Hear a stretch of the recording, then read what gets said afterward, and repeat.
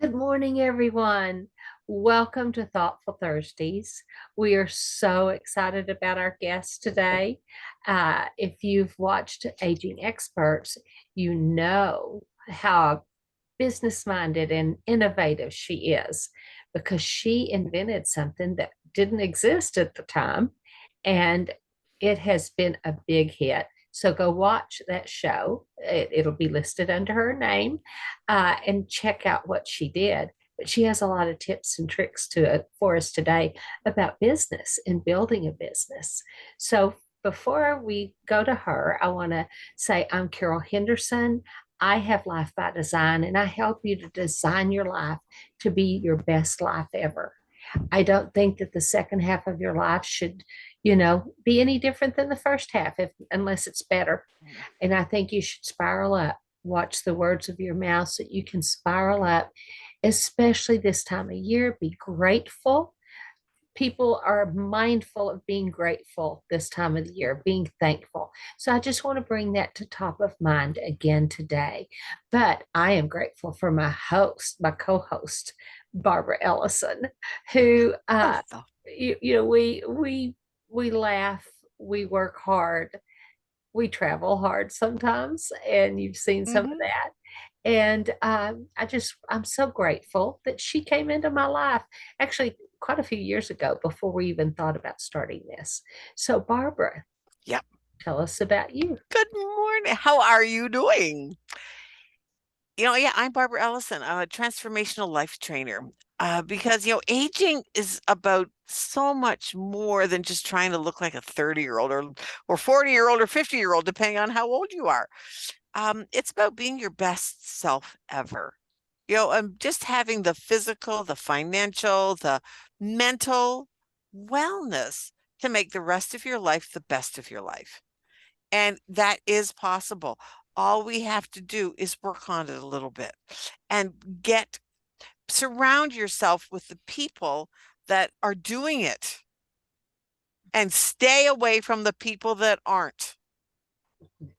Huge issue. Stay away from the people that are not and be I, around the people that are. I want to speak into that just real quickly before we go to Brenda. Uh, have you ever heard about the crabs in a bucket? hmm So often we as entrepreneurs, it's like we're crabs in a bucket and we see an idea and we have an idea and we start crawling out. And we're just about to go over the edge of that bucket and some crab reaches up and pulls us down. And you can leave crabs in a bucket without a cover and they will never get out because the other crabs will pull them down. So separate yourself from those other Right. crabs that are telling you it can't be done, telling you how hard it is, telling you that you shouldn't do it that way. That they have a hmm better way because they're in the bottom of the bucket and you're up at the rim. So don't Right. your takeaway from today is don't be a crab in a bucket. Right. And don't listen. Like I can remember, it's like just, and it wasn't that it was specifically said, but during my upbringing, nice girls don't build businesses. Nice girls don't go into business. Nice girls are wives and mothers. They might go to college, but they become nurses. They don't become Teachers. doctors. They become teachers. They don't become entrepreneurs and they don't invent things. You know, that's just, and it wasn't anything that was specifically said in my upbringing. It was just kind of a pervasive feeling. So I am so grateful to know somebody that totally climbed out of that mold. That nice girls don't go into business and nice girls don't invent things. And this past week, oh no, it's probably a little bit more than that. It was National STEAM Day, science, technology, energy, math, and something in math. And we here in the US are so far behind the world in so many things, and especially for women, for And girls. we used to be leaders. And we used to be leaders. In So fact, it was let's get back women into that being had a leaders. major thing in the space thing. And I don't remember if they did they did like the calculating to get us to the Yeah, moon to the moon. and or the spacesuits. I mean, and they were Black women back in the 50s and 60s. They were amazing women. In fact, I think there's a movie out about them, isn't there? I don't know. I'll have to look. But Yeah. anyways, so Brenda, welcome have for being one of the women that have just taken the bull by the horns and saw a need and created something to help. So Thank you. welcome, welcome, welcome to Thoughtful Thursdays. How are Thank you you. doing today? I'm doing great. Thank you so much for having me. So yes, I can give you a little bit of background about myself, if that's okay. Yes. I actually have a master's degree in nutrition. I started out as a registered dietitian and worked for maybe 5 years in that role and felt that I could have a bigger impact. So broadened in healthcare still to quality and risk management, then to lean. And so coaching, kind of an executive coach within a healthcare organization. As you said in Aging Experts, I created an almost $1 million business in 2 years. I also have helped my husband build his business literally from the ground up, requiring lots of innovation and resourcefulness. So from those experiences came an idea that I wanted to help women get out of the crab bucket, right? So that I wanted to help women be the best that they can be. And I had always had a dream of being an entrepreneur and have fulfilled that dream in several different ways. And so I thought, at 61, I have a lot of wisdom, I have a lot of experience. And so I created another company that is called Beyond Business, and it's Beyond Business Mentoring. So I'm a transformational business coach or mentor. But what my focus has been is people who have a dream of becoming an entrepreneur, or people who are new entrepreneurs but don't really know where to start or even how to start or scale their business. So I work on mindset, the belief, the worthiness, and then I also work on what are the specific steps to build a business. And so I help people kind of refine their vision, decide on a business plan, and then go from there. Yeah. And such a needed thing, because so many of us, and me included, we kind of start our businesses with absolutely no idea of how to start a business.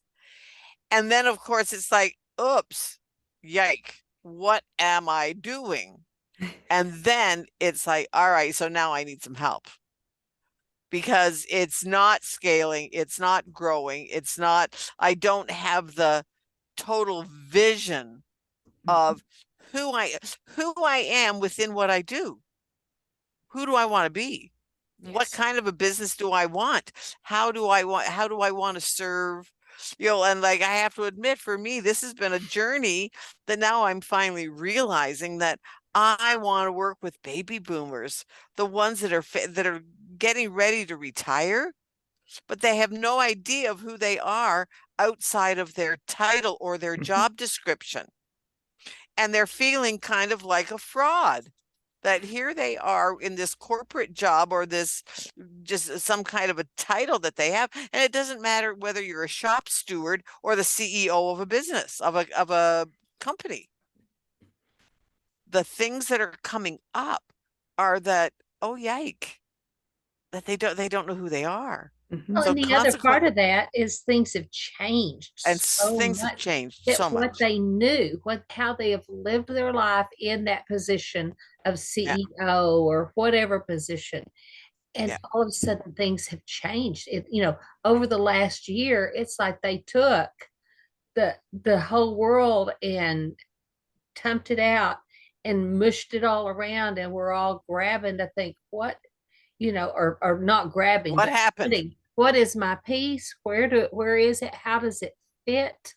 What am I supposed to do now? Think how many people lost their jobs, how many companies went totally belly up in the last, I'm so thankful that my husband and I are where we are, but well, actually 2 years ago, well, 3 years ago, I didn't have a homestead. We had had chickens in the past, but I mean, I guess I hadn't thought about it till this moment. My life was kind of fruit basket turnover. Didn't have the podcasts. Right? There, Exactly. yeah. So, Exactly. And so things have changed, but you know what? We can roll with the punches. We can roll with the opportunities. We can roll with the joys. yeah. They don't have to be punches. I mean, we automatically think that way. And that's one of the things right now I've been working on a talk on just that, of rolling with what's happening in your life. Mhm. The good, the bad, the ugly, because there's degrees of everything. So what are we doing? Yeah. But we And tend to focus on the bad and the ugly, not on the good. yeah, we tend to focus on the bad and the ugly instead of on the good. But you know what? Now that it's shifting, more and more people are like the three of us, that now we are focusing on what's the good that we can make by collaborating with each other. Right. So, Yep. Brenda, what would you say to somebody? I guess best place to start is who wants to start a business, or do you Mhm. want to start with the scaling end of it? The who wants to start a business, but that's one group of people that I work with, mostly women. And so, it's talking about mindset and possibility, and how you get something from an idea to coming to fruition. So I think the first thing I would do is really connect with them and ask them questions about the why and the what. So what is it that they want to do? Why do they want to do that? Like, what, is it just for the money? Is it because of heart? Is it because of an experience that they've had, to help them identify their purpose and their vision? So let's say someone wants to create a business just for the money. Typically, I'm going to tell them that that's not going to work. You kind of have to figure out, it has to be a passion. It has to be a passion enough that when it gets tough, you're not going to quit, and you're going to just keep on going, because you can see that vision or that purpose, or the Right. bigger picture of impact that you're going to have with people. Yeah. One of the things I've heard many times in the places I've walked is, if your why doesn't make you cry, it isn't big enough. You haven't dug Yeah. deep enough yet. It has to be that much passion to it that it makes you cry. Yeah. Yeah. And a lot of times there are very, very successful businesses that have created to fill a need, like the one we talked about last week. Or I mean, there's so many different companies that we might not even know we need something yet, but when it comes out, it's such a convenience, like Zoom, for example, right? Or Teams, or some of the things that, wow. I mean, we think of how our world has changed. And if, I'm going to create an online platform for people to connect. What? But now it's become crucial. And that's, like you said, rolling with the times, and rolling with what comes your way, and finding a couple things. I think finding joy in the sorrow is one of the things I've experienced and learned in my life. And then also just being able and willing to pivot, and to think about, and I think, like you've said, Barbara, you are more than your title. You are more than, a CFO or a CEO or a housekeeper. I mean, you're so much more than that. And to think about, what's your purpose? What's your gift? And how do you refine those gifts and refine your purpose and share it to benefit the world? Yeah. So I have a question for you. What would Sure. you say to someone, a woman who has been a housewife all of her life, caring for the children? Because there are still those women out there, okay, that whether they had a lot of kids or just had a husband that supported them, they were able to stay home. They now have the children grown or up, and or what happened in Barbara's and my life both is that our husbands, I mean, hers passed away, mine was injured, and, bedridden for 25 years. And so, what would you say to those women who suddenly, I mean, I already had businesses, but people who were just a caretaker at home, which is very valuable. I had a friend that the financial person came in and listed all that from her for her and told her husband, you better get some more life insurance on her because you couldn't afford what she does if she passed, because it was a family that was quite comfortable and all the insurance was on him. But this insurance guy or this financial guy said, you can't afford not to insure her for more because of, Right. if you write down all the jobs you do as a housewife, chauffeur, cook, Yes. cleaning lady, tutor, it shocks people when they actually put pen to paper on it. But what would you say for someone that is in that place, whether it's from need or from desire, about starting a business and having a business? What would you say? The first thing I would say is similar to what you've just said, and ask them questions to help them realize the value that they've brought to people. And I honor whatever choice women make, honestly, as far as staying home or working or a combination of the two. I've been there. I have 2 kids now grown, but it's a struggle. It was a struggle for me. And I think a lot of women struggle with feeling valued. So I think the first thing I would do is help her realize what a beautiful contribution that was to the world by creating these beings, these children who, by having her home, the benefit of that. And I would ask her, what did she learn from that? What she thinks her gifts are.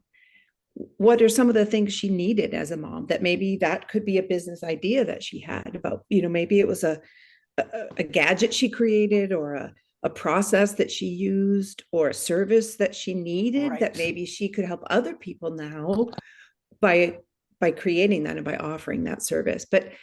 And I would really have her hone in on what is her gift what is her talent, what is her strength, what is her gift, and what does she think the world needs more of? And to me, that's how you create a successful business. Right. That's a good way of putting it. Yeah. So that's one of the things I love about this show. It makes me think about what I'm doing.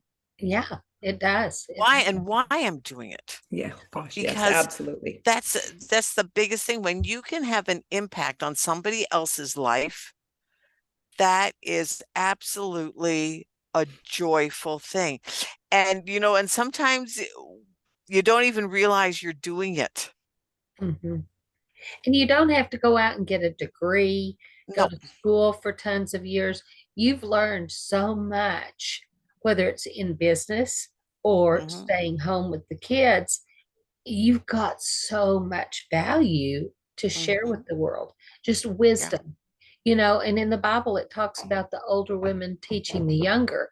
And this show isn't just to older women, but everybody's a little older than somebody else. I can remember I was in my early 20s and I baked a lot, and I did this homemade puff pastry with the cream horns and, that kind of stuff. This is back before I had kids. And so, I did and everything. And I'm like, I was teaching classes to women of all ages on how to do the puff pastry with flour and real butter and stuff like that. And I thought, but it says the older women are teaching the younger ones. Right. But, something as simple as that, I mean, I was doing classes in my home and people were going home and recreating that for the holidays and making their holiday tables more exciting because, I mean, nothing like a puff pastry dish to dress up your holiday table. So plus they're good. A homemade one. A homemade one, no less, from scratch. Yes. And so, but it's like there's always something that more than someone else does. Right. And it may just be that you've done it once and somebody sees it and they say, show me how. how to do that. Yeah.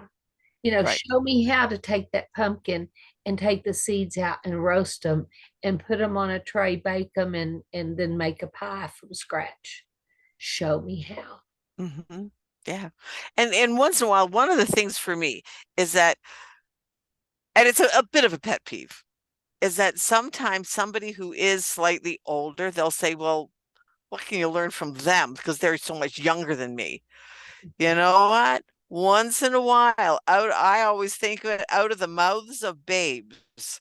Once in a while, you will get somebody that is like substantially younger than myself. And all of a sudden it'll be like, oh, right.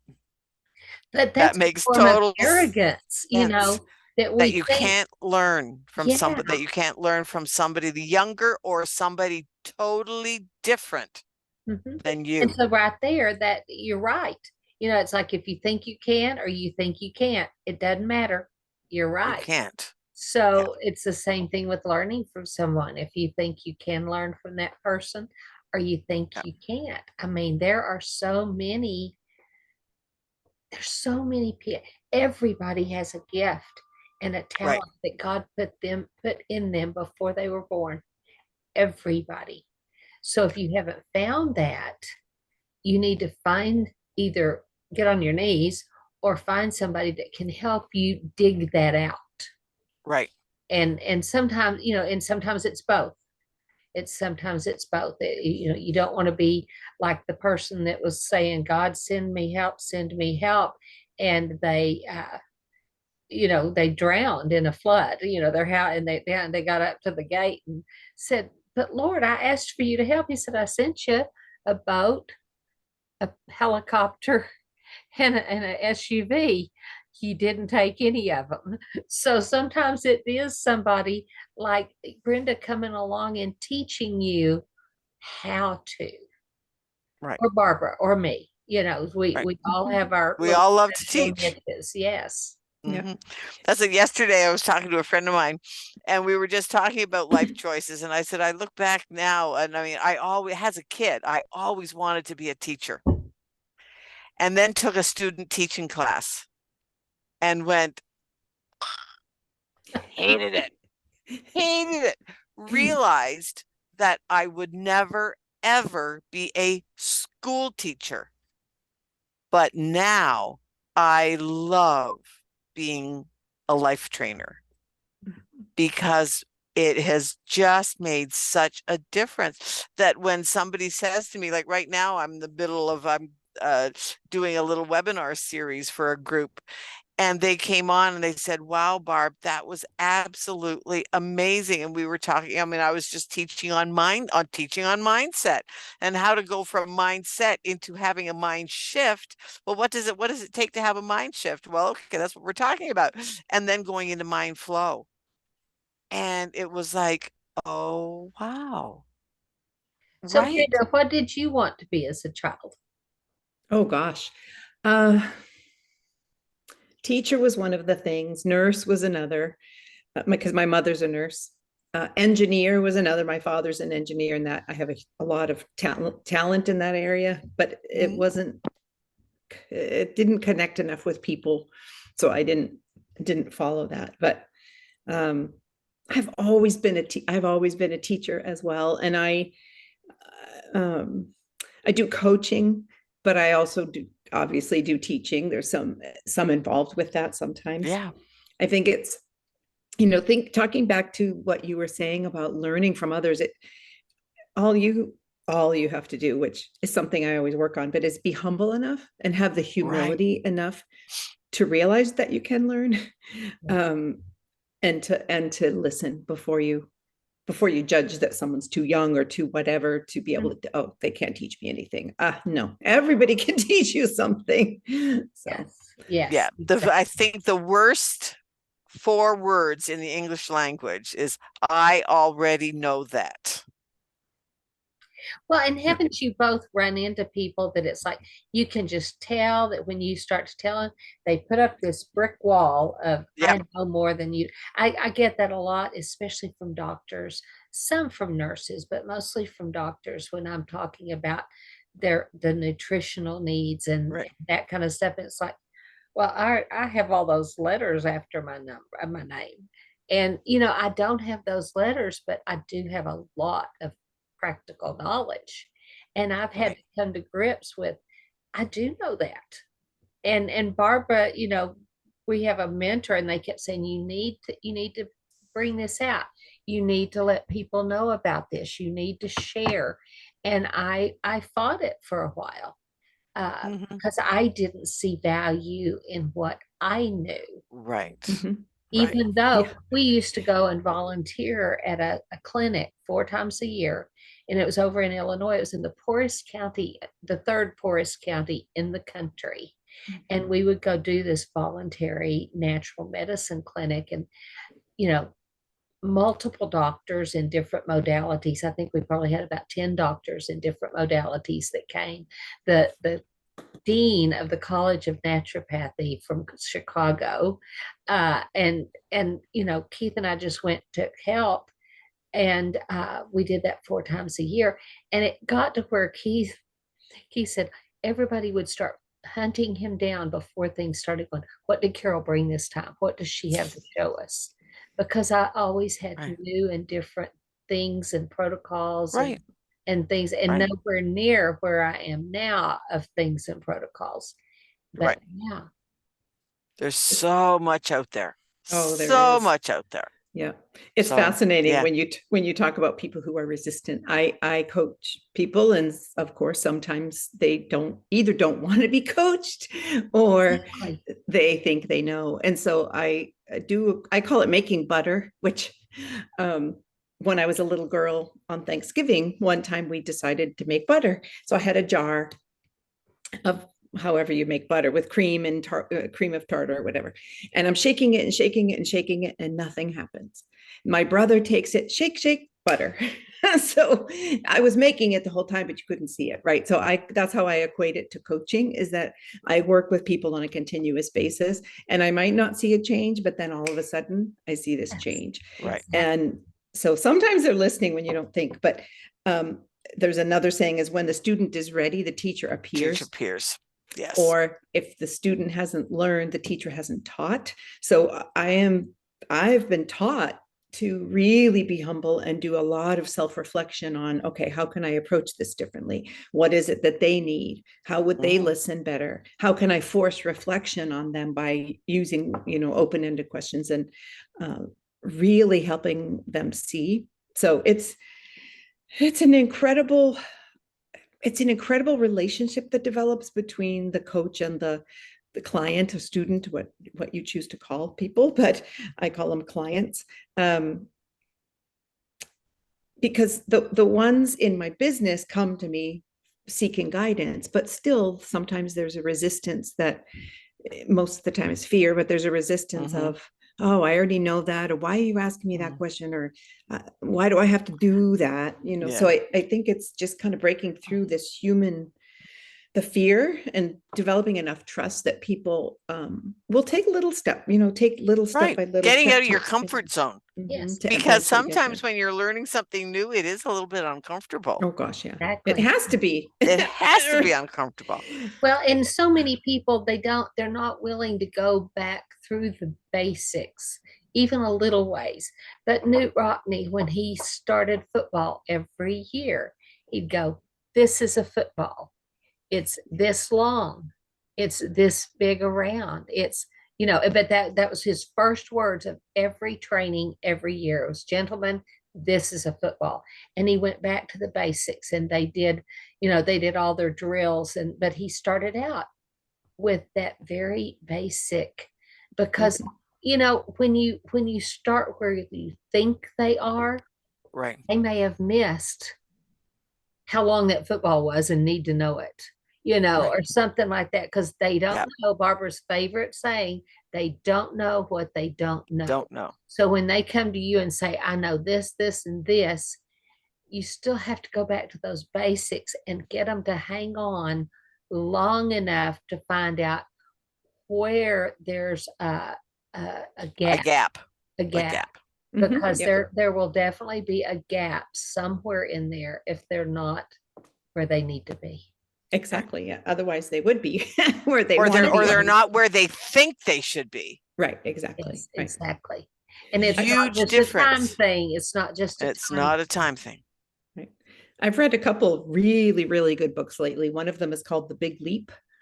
I don't know if you've heard of that. It's by Gay Hendricks. Really good book. And it talks about how we go so far and then we crash, and then we go so far and we crash, and how to continue and to break through that. It's such a good book.